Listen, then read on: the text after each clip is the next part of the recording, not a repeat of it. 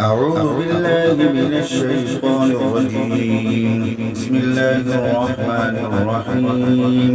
يا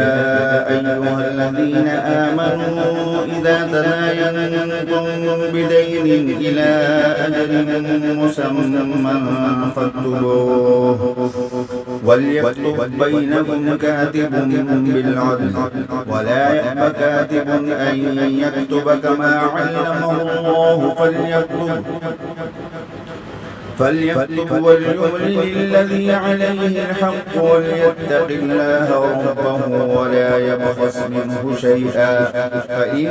كان الذي عليه الحق سفيها أو ضعيفا أو لا يستطيع أن يمل هو فليملل وليه بالعدل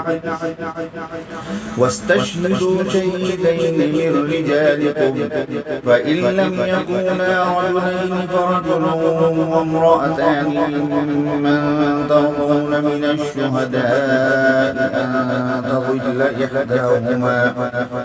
أن تضل إحداهما فتذكر إحداهما الأخرى ولا يأبى الشهداء إذا ما دعوا ولا تسأموا أن تكتبوه صغيرا أو كبيرا إلى أجله، ذلكم أقسط عند الله وأقوم للشهادة وأدنى ألا ترتابوا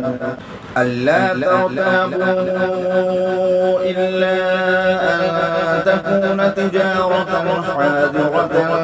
تديرونها بينكم فليس عليكم جناح ألا تكتبوها، وأشهدوا إذا تبايعتم ولا يضار كاتب ولا شهيد، وإن تفعلوا فإنه فسوق